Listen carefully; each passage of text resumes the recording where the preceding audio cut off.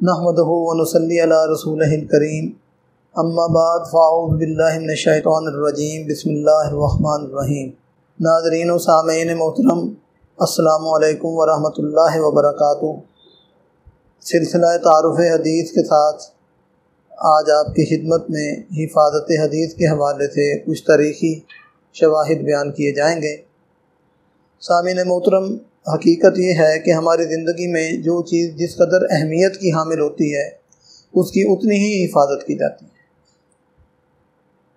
اسلام، دین اور ایمان، ان سب کی بنیاد قرآن و سنت پر ہے۔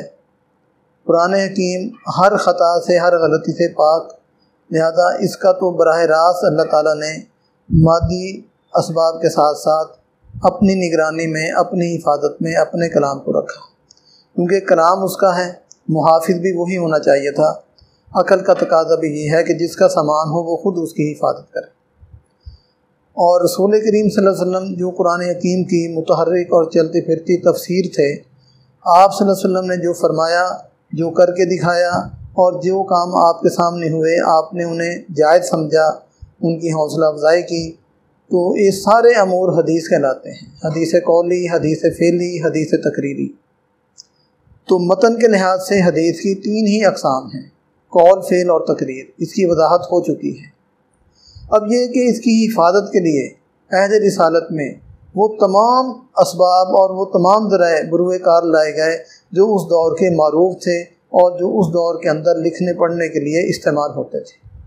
کوئی جدید سے جدید، کوئی اہم سے اہم، کوئی بنیادی سے بنیادی ذریعہ ایسا نہیں تھا جو اس زمانے میں مروج ہو لکھنے پڑھنے کے لیے، ڈاکومنٹیشن کے لیے، انہیں محفوظ کرنے کے لیے، انہیں آئندہ نسلوں تک پہنچانے کے لیے، اس کے اصول متعین کرنے کے لیے کوئی ایسی چیز نہیں تھی جو رسول اللہ صلی اللہ علیہ وسلم نے اپنے ارشادات عالیہ کی حفاظت کے لیے استعمال نہ کی۔ تو ہم یہ کہہ سکتے ہیں کہ قرآن حکیم ڈائریکٹ اور حدیث مبارکہ انڈائریکٹ اللہ تعالیٰ ہی کی حفاظت میں ہے۔ اللہ تعالیٰ ہی نے اس کے لیے اسباب مہیا کیے، اور اس اسباب مہیا کرنے کا بنیادی اصول اور وجہ بھی اس کی یہ تھی کہ کیونکہ قیامت کے دن اللہ تعالیٰ نے جو انسانوں سے بات پرس کرنی ہے وہ ساری کی ساری اسی بنیاد پر ہے کہ تم تک اللہ کا کلام پہنچا اور اللہ کے کلام کی عملی شکل، لقد کان لکم فی رسول اللہ اسوۃ حسنہ وما آتاکم الرسول فخذوہ وما نہاکم عنہ فانتہوا۔ تو فکر و عمل، فکر اللہ کی طرف سے، عمل رسول اللہ صلی اللہ علیہ وسلم کی طرف سے آپ تک پہنچ گیا، لہذا اب اسی بنیاد پر انسانوں کا محاسبہ ہونا ہے۔ قرآن حکیم نے اس کے بارے میں ارشاد فرمایا وَلَنَسْأَلَنَّ الَّذِينَ أُرْسِلَ إِلَيْهِمْ وَلَنَسْأَلَنَّ الْمُرْسَلِينَ، کہ ہم انبیاء سے بھی پوچھیں گے کہ انہوں نے پیغام اتنا پہنچایا مخلوق تک، اور مخلوق سے بھی پوچھ کر رہیں گے کہ انہوں نے انبیاء علیہ السلام کے کلام پر، اللہ کے پیغام پر کتنا عمل کیا ہے۔ تو یہ سارے حقائق قرآن حکیم میں موجود ہیں۔ تو عہد رسالت میں جو ذرائع اختیار کیے گئے حفاظت حدیث کے لیے، ان میں محققین نے، محدثین نے، مورخین نے سہولت کے لیے، بیان کرنے کے لیے تین ذرائع عام طور پر جو ہے وہ تقسیم کیے ہیں، بیان کیے ہیں۔ اپنی گفتگو کو ہم تین حصوں میں تقسیم کریں گے۔ پہلا ذریعہ تو ہے حفاظت حدیث بدریہ حفظ، یعنی صحابہ کرام رضوان اللہ تعالیٰ علیہم اجمعین اور اہل بیت عظام، اللہ تعالیٰ نے ان کے چہروں کو منور اور معزز بنایا، اہل بیت کے چہرے کو۔ تو یہ تمام ایک ہی کشتی کے سوار تھے، اور اس کشتی کے ملا جیسے نوح علیہ السلام اپنے دور میں ناخدا تھے، تو 7ویں صدی کے جو ناخدا رہے اور آج تک قیامت تک وہ ناخدا رہیں گے، وہ محمد عربی صلی اللہ علیہ وسلم ہیں۔ سوار اہل بیت بھی اسی کشتی کے ہیں اور صحابہ کرام بھی اسی کشتی کے سوار ہیں۔ تو اتنی وابستگی تھی حضور کی ذات کے ساتھ، اور خود حضور کی ذات کے اندر ایسی مقناطیسیت، ایسی کشش، اور ایسا اللہ کریم نے آپ کو اخلاقی لحاظ سے، آپ کو جسمانی لحاظ سے، خلقت اور خلقت ہر اعتبار سے اتنا پرکشش بنایا تھا کہ دیوانہ وار صحابہ جو ہیں وہ آپ کی طرف، آپ کے اہل بیت عظام، ہم تو اپنے گھر والوں کو ڈانٹ ڈپٹ کر کے سائڈ پہ بٹھا دیتے ہیں، اور اکثر و بیشتر دیکھنے میں یہ آیا کہ بیوی بچے بھی باپ کے اور خامد کے ڈر سے عزت کرتے ہیں، دل سے نہیں کرتے۔ لیکن رسول اللہ کا گھرانہ، رسول اللہ کا جو ایک مدرسہ تھا صحابہ کا اور اہل بیت کا، وہ سراپا محبت تھا۔ اس کے اندر کوئی ڈانٹ ڈپٹ نہیں تھی، اس کے اندر کوئی خوف نہیں تھا، اس کے اندر احترام ہی احترام تھا، ادب ہی ادب تھا۔ تو صحابہ کرام حضور صلی اللہ علیہ وسلم کے فرامین کو زبانی یاد کرتے تھے۔ ان کے دلوں کو اللہ تعالیٰ نے حدیث کے لیے کھول دیا تھا، جیسا کہ حضرت انس رضی اللہ تعالیٰ عنہ کی یہ جو روایت ہے وہ خطیب بغدادی نے بھی الکفایہ فی علم الروایہ میں نقل کی ہے، اور باقی ابن عبد البر نے بھی العلم والعلماء میں بیان کیا، اور بھی اس کے حوالے موجود ہیں۔ تو جناب انس رضی اللہ تعالیٰ عنہ فرماتے ہیں کنا نکون عند النبی صلی اللہ علیہ وسلم ونسمع منہ، کہ ہم حضور صلی اللہ علیہ وسلم کے پاس بیٹھے ہوتے تھے، آپ کے ارشادات سنتے تھے۔ فائدہ قمنا نذاکر، اور جب ہم کھڑے ہوتے تھے، یعنی کلاس ختم ہو جاتی تھی یا رسول اللہ صلی اللہ علیہ وسلم تشریف لے جاتے تھے، تو ہم اس وقت تک اپنی جگہ سے نہیں اٹھتے تھے جب تک ہم ان تمام احادیث کا مذاکرہ نہ کر لیتے، یعنی جسے ہم ڈائلاگ کہتے ہیں، آپس میں شیئر کرتے تھے صحابہ، اور اس کا مذاکرہ کرتے، اسے زبانی یاد کرتے، اور اس حفظ کا منطقی نتیجہ کیا نکلا؟ منطقی نتیجہ یہ تھا کہ صحابہ کرام صرف نمبر لینے کے لیے یا اپنی جی پی امپروو کرنے کے لیے نہیں حدیثیں پڑھتے تھے، وہ دراصل اپنی کریکٹر بلڈنگ کے لیے، اور آنے والی نسلوں تک حضور صلی اللہ علیہ وسلم کا پیغام اس طرح انہوں نے پہنچایا جس طرح اللہ تعالیٰ کا پیغام حضور صلی اللہ علیہ وسلم نے صحابہ تک اور اہل بیت تک پہنچایا تھا۔ تو دوسرا منطقی نتیجہ اس حفظ حدیث کا وہ ہے تعامل حدیث، کہ صحابہ کرام رضوان اللہ تعالیٰ علیہم اجمعین اور اہل بیت عظام حضور صلی اللہ علیہ وسلم کے ارشادات عالیہ کو، آپ کے فرامین مقدسہ کو اپنی زندگی کا حصہ بناتے تھے۔ بہت سی احادیث ایسی ہیں، بلکہ تمام احادیث میں ہمیں صحابہ کرام رضوان اللہ تعالیٰ علیہ کا جو ہے وہ عمل نظر آتا ہے، اور آپ اس کا جو ہے اپنے عمل سے اسے محفوظ رکھتے تھے۔ تعامل حدیث سے ایک معاشرہ تشکیل پایا، ایک سماج، ایک ماحول بن گیا۔ جس طرح رسول اللہ صلی اللہ علیہ وسلم چلتی پھرتی تصویر تھے قرآن حکیم کی آیات کی، صحابہ کرام بھی متحرک نمونہ تھے رسول اللہ کی تعلیمات کا۔ تو تعامل صحابہ، اس کے ذریعے بھی احادیث محفوظ ہوئیں۔ اس کی بڑی خوبصورت مثال ہمیں ملتی ہے کہ امام ابو یوسف رحمۃ اللہ علیہ کا تعلق آپ سب حضرات جانتے ہیں۔ جب ہم حضرات کا لفظ بولتے ہیں تو اس میں ہماری بہنیں اور بیٹیاں بھی شامل ہوتی ہیں، اس میں کوئی ایسا مذائقہ نہیں ہے کہ حضرات سے مراد صرف مرد ہی ہوں، یعنی خواتین و حضرات۔ معزز سامعین، آپ سب جانتے ہیں کہ کوفہ کا جو مکتب فکر تھا اس کے نمائندے جناب امام ابو حنیفہ کے بعد حضرت امام ابو یوسف رحمۃ اللہ علیہ تھے، اور پھر امام ابو حنیفہ کا جب انتقال ہوا 150 میں، تو امام ابو یوسف رحمۃ اللہ علیہ مزید علم حاصل کرنے کے لیے مدینہ تشریف لے گئے امام مالک رحمۃ اللہ علیہ کے پاس۔ تو یہاں ہمیں تعامل کی ایک بڑی خوبصورت مثال ملتی ہے۔ تو لیکچر کے دوران یا کسی علمی ڈبیٹ کے دوران شاگرد اور استاد کے درمیان ایک اختلاف ہو گیا، تو یعنی وہ شاگرد ایسے نہیں تھے کہ بس وہ مٹی اور پتھر کے بت بنے ہیں اور استاد ہی بولتا جا رہا ہے، وہ زندہ و جاوید متحرک لوگ تھے۔ میں اس لیے اپنے طلبہ سے کہتا رہتا ہوں کہ وہ سوال ضرور کریں اور استاد سے علمی اختلاف بھی کریں۔ استاد نبی یا رسول نہیں ہوتا کہ اس سے اختلاف نہ ہو سکے۔ ادب اور تحقیق کے دائرے کے اندر رہتے ہوئے استاد سے اختلاف ہونا چاہیے۔ کتنے اختلافات ہیں جو امام ابو حنیفہ، امام ابو یوسف کے، صاحبین کے، شیخین کے، طرفین کے آپس میں اختلاف رہے، لیکن اس میں کوئی ادب میں کمی نہیں آنے پائی۔ تو انہوں نے سا کے بارے میں، سا ایک پیمانہ ہے، جیسے آج ہم کلو اور کوئنٹل استعمال کرتے ہیں، تو سا ایک پیمانہ تھا، اس کے بارے میں اختلاف ہو گیا کہ سا کتنے وزن کا ہوگا۔ تو امام ابو یوسف رحمۃ اللہ علیہ حدیث پر حدیث نقل کریں کہ فلاں حدیث میں سا کا یہ پیمانہ متعین کیا ہے، فلاں میں یہ پیمانہ متعین کیا ہے۔ امام مالک رحمۃ اللہ علیہ نے جب وہ تمام احادیث سماعت فرما لی تو مدینہ منورہ کے چند تاجروں کو بلا لیا، وہ آئے اور انہیں کہا کہ آپ اپنا سا جو اپنا اسکیل ہے وہ ساتھ لے کر آئیں گے۔ وہ ساتھ لے آئے اور امام ابو یوسف کو بٹھا لیا اور بات چیت شروع ہو گئی، علمی ڈبیٹ شروع ہو گئی۔ ہاں جی، یہ سا امام مالک رحمۃ اللہ علیہ نے تاجروں سے یہ سوال کیا 1 بائی 1 کہ یہ سا آپ کہاں سے لے کر آئے، کہاں سے ملا آپ کو؟ انہوں نے کہا جی ہمارا آبائی پیشہ جو ہے تجارت ہے، یہ ہمارے باپ دادا سے چلا آ رہا ہے، اور آپ حضرات جانتے ہیں کہ امام مالک اور رسول اللہ صلی اللہ علیہ وسلم کے درمیان بمشکل 2 جنریشن کا گیپ ہے۔ امام مالک رحمۃ اللہ علیہ 90 ہجری میں پیدا ہوئے ہیں اور 179 میں آپ کا انتقال ہوا، اور 93 ہجری میں حضرت انس رضی اللہ تعالیٰ عنہ کا انتقال ہوا۔ یعنی امام مالک 3-4 سال کی عمر کے تھے جب حضرت انس فوت ہوئے، اور حضرت منیذر جو سب سے آخری صحابی ہیں 101 ہجری میں انتقال ہوا ان کا، اگرچہ یہ غیر معروف ہیں لیکن بہرحال کتابوں میں ان کا نام ملتا ہے۔ حضرت منیذر تصغیر کے ساتھ اور منیذر ان کا جر کے ساتھ نام آتا ہے، ابن عبد البر نے بھی لکھا الاصابہ میں۔ تو گویا کہ اس وقت امام مالک 12-13 سال کے تھے جب آخری صحابی کا انتقال ہوا۔ تو انہوں نے کہا جی ہمارا آبائی پیشہ تجارت ہی ہے اور ہم اپنے والدین سے اپنے آبا و اجداد سے یہ ساتھ چلا آ رہا ہے، یہاں تک کہ دوسری نسل میں وہ سا عہد رسالت کا ساتھ ثابت ہے۔ تو اس پر امام مالک رحمۃ اللہ علیہ نے فرمایا کہ آپ کے پاس رسول اللہ صلی اللہ علیہ وسلم کے اقوال ہیں نقل شدہ، اور میرے پاس حضور صلی اللہ علیہ وسلم کا عمل ہے، اور یہ عمل وہ چیز ہے جو قول پر زیادہ فوقیت رکھتا ہے۔ تو اس طرح صحابہ کرام نشست و برخاست، ان کا صلح، ان کی جنگ، ان کے معاملات، ان کے گھریلو معاملات، خاندانی معاملات، ان کے ادب آداب، تو وہ سارے کے سارے شمع نبوت سے ماخوذ تھے۔ تو صحابہ کرام نے حضور کی ہر حدیث کو، سیرت کے ہر پہلو کو اپنی زندگی کا حصہ بنا لیا۔ تو اس طرح یہ نقل در نقل جو ہے وہ بات پہنچتی رہی۔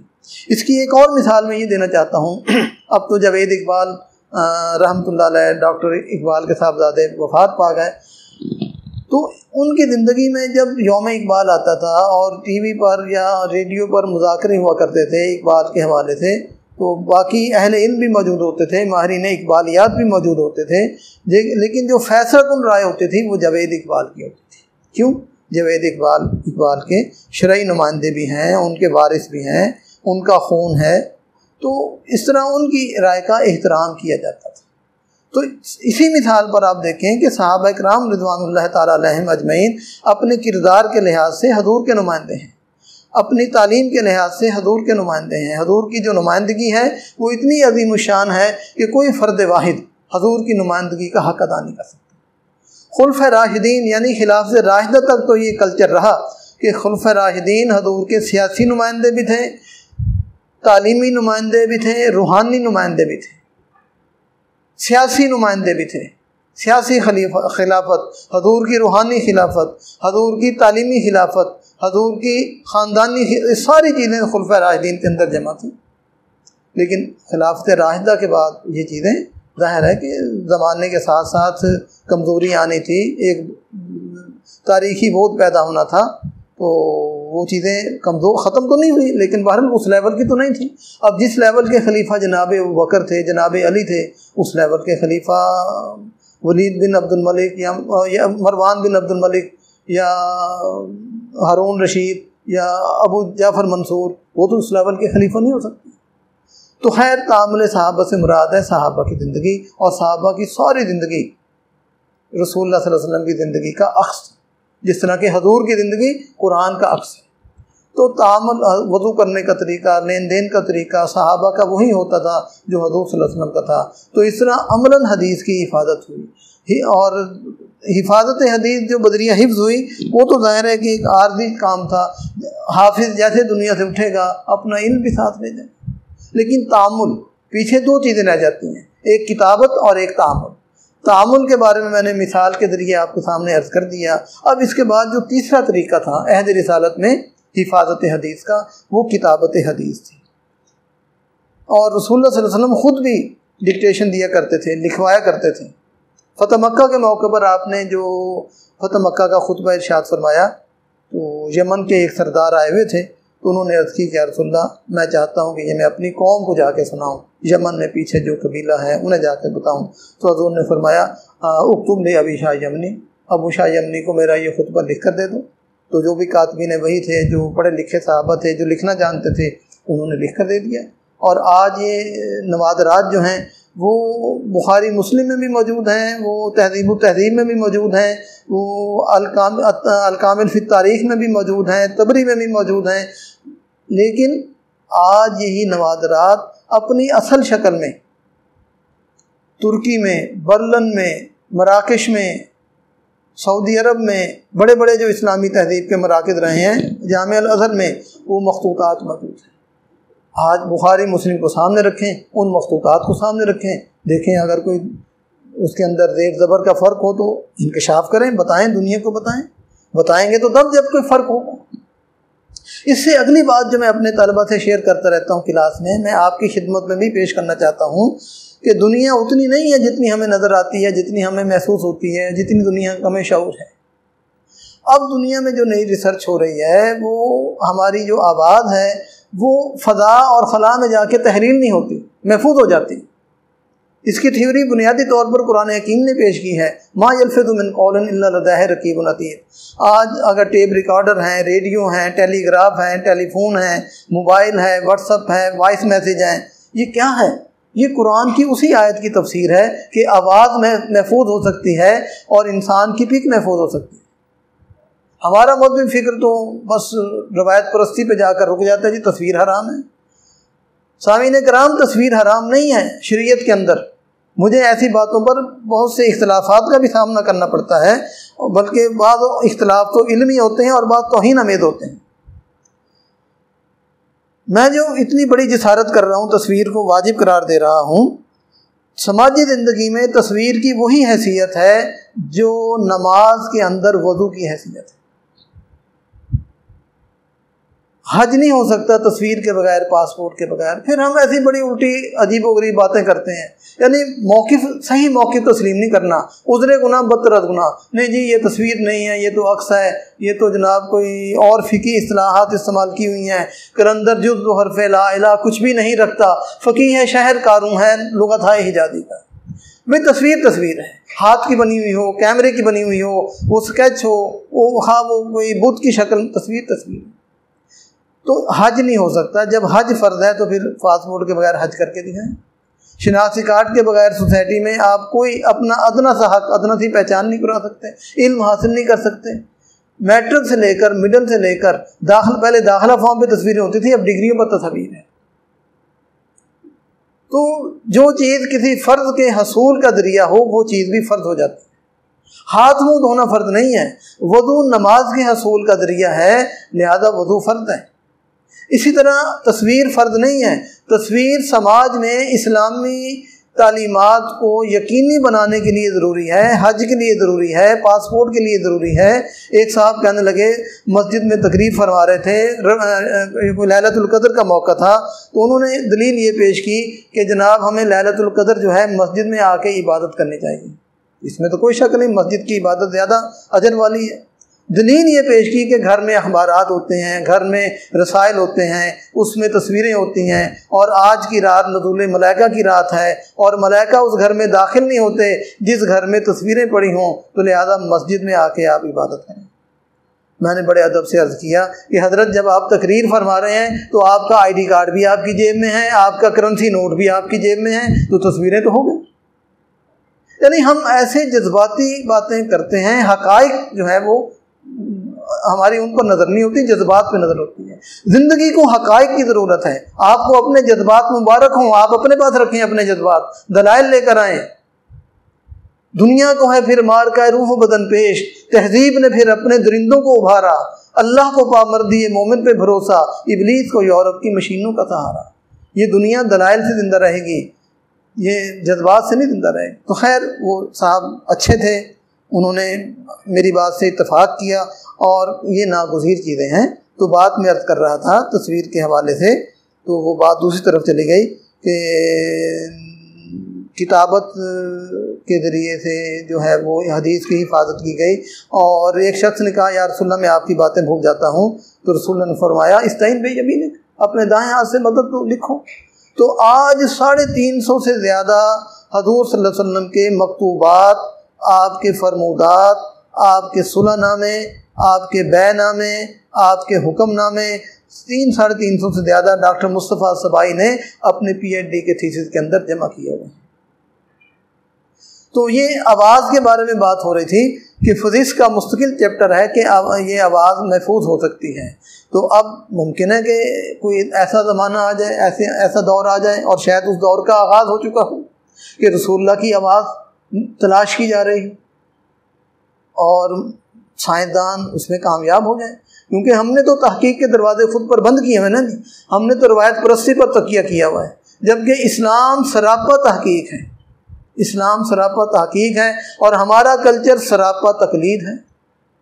میں صحیح تقلید کی مخالفت نہیں کر رہا، میں تقلید جامد کی کہ وہ تقلید جو علم سے خالی ہو، وہ تقلید جو عقل سے خالی ہو، وہ تقلید جو تحقیق سے خالی ہو، وہ تقلید جو تعصب پر مبنی ہو، وہ تقلید جو بغی بینہم ضد پر مبنی ہو۔ انا للہ و انا الیہ راجعون۔ تو خیر ممکن ہے کہ رسول اللہ صلی اللہ علیہ وسلم اور صحابہ کرام کی آوازیں ٹریس آؤٹ ہو جائیں، اور پھر ایک طرف ہم بخاری کو رکھیں، ایک طرف رسول اللہ کی آواز کو سنیں، اور پھر دیکھیں دنیا کے اندر سنریہم آیاتنا فی الآفاق وفی انفسہم، کہ ہم انہیں آفاق و انفس کی نشانیاں دکھائیں گے، اور ان کے لیے اسلام کی حقانیت کو تسلیم کیے بغیر کوئی عقلی چارہ تو نہیں ہوگا، ہاں ڈھٹائی کا کوئی علاج نہیں۔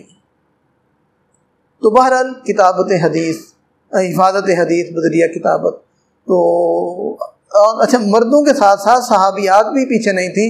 صحیفہ عائشہ رضی اللہ تعالیٰ عنہ، صحیفہ ام سلمہ رضی اللہ تعالیٰ عنہ، اور صحیفہ شفا بنت عبداللہ، چلیں سیدہ عائشہ سیدہ ام سلمہ یہ تو رسول اللہ کے حرم مبارک میں تھیں، وہ تو رسول اللہ صلی اللہ علیہ وسلم کا گھر تھا، لیکن جو غیر حرم میں عورتیں تھیں وہ بھی رسول اللہ صلی اللہ علیہ وسلم کے ارشادات لکھتی تھیں اور اگلی نسلوں تک پہنچاتی تھیں۔